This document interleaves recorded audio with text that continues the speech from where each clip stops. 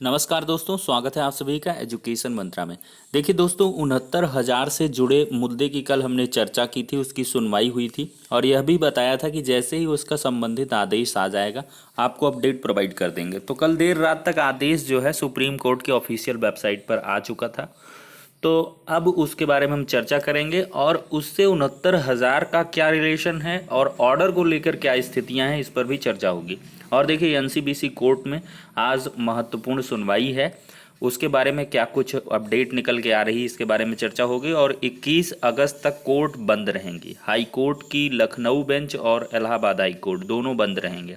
तो सबसे पहले देखते हैं दोस्तों, वो आदेश क्या है। देख सकते हैं वीडियो कॉन्फ्रेंसिंग के थ्रू सुनवाई हुई है। शिवम पांडे एंड अदर्स की याचिका है। इसमें देखिए क्या है कि जज साहब ने ऑर्डर क्या लिखाया है। महत्वपूर्ण ऑर्डर है, list after the disposal of SLP 6841 of 2020 and other connected matters which were heard on 24/7/2020। आप लोग समस्त लोग परिचित होंगे 6841, ये राम शरण मौर्य वाली याचिका है। और 24/7/2020 यानी कि 24 जुलाई को जो आदेश रिजर्व हुआ है 69,000 शिक्षक भर्ती का, उसी का जिक्र किए हैं यहाँ पर जज साहब। और इस मुकदमे को इसके जो है निस्तारण के बाद list after the disposal of, यानी कि जब इसका ऑर्डर सुनवा दिया जाएगा तब इस मैटर को लिस्ट किया जाएगा। तो सीरियसनेस मैटर की समझ सकते हैं दोस्तों। अगर इस मैटर में दम ना होती तो ये मैटर खारिज हो गया होता।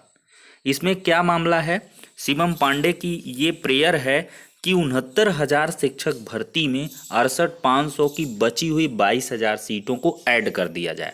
क्योंकि आनंद कुमार यादव के जजमेंट के बाद 1,37,000 शिक्षा मित्रों का समायोजन निरस्त हुआ था और कहीं ना कहीं 2 कॉन्जिक्यूटिव रिक्रूटमेंट में शिक्षा मित्रों को मौका देने की बात कही गई थी।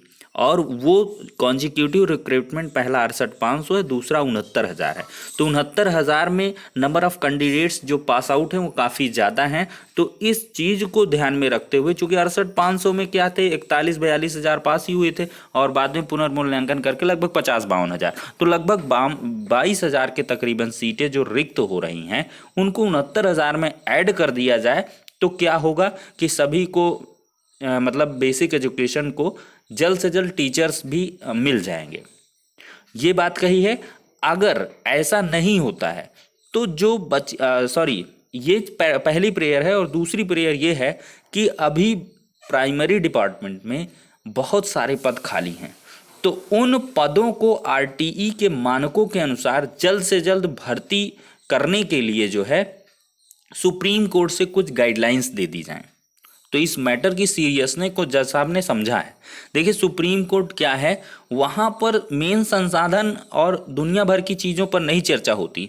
वहाँ पर मेन होता है कि जो प्रिलिमिनरी हमारी चीज़ है वो एजुकेशन है, यानी कि हमारे देश के विकास की जो रीढ़ है वो एजुकेशन है, शिक्षा है। और वो सबसे ज़्यादा कंपलसरी है जो छोटे बच्चे हैं, जो हमारी नींव है, बेस लाइन है। 6 to 14 ईयर के जो स्टूडेंट हैं जिनको कि free and compulsory education provide करना है, तो उनको जब तक क्वालिटी एजुकेशन नहीं मिलेगी तब तक देश का, राष्ट्र का विकास कैसे हो सकता है।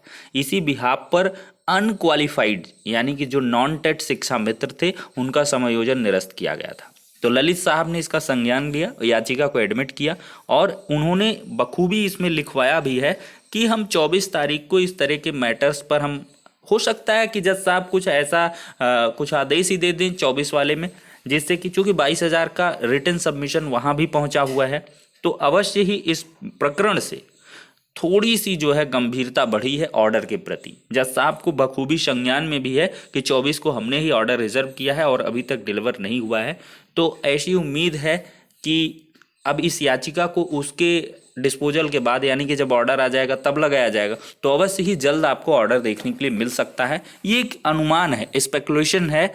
और यहाँ पर और चीज़ें निकल के आ रही हैं कि देखिए, एक विस्तृत आदेश है। बहुत सारे लोग हैं कि क्या कहा नहीं जा सकता। देखिए, कोर्ट में आप 3 महीने तक नहीं कह सकते हैं।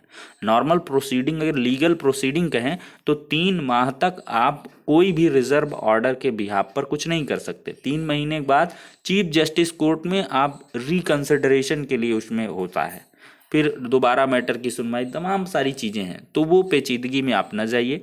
6 महीने हमने बताया ऑर्डर रिजर्व रहते हैं। 68,500 का एमआरसी वाला मैटर 6 महीने बाद डिलीवर हुआ, मेंशनिंग हुई थी फिर इसके बाद। तो थोड़ा सा इंतज़ार करिए और प्रोबेबिलिटी यही है कि इधर जो है सैटरडे संडे ये 22-23 कॉज लिस्ट से आप परेशान ना हो, सप्लीमेंट्री में भी केस आ सकता है, सप्लीमेंट्री में भी लिस्टेड हो सकता है।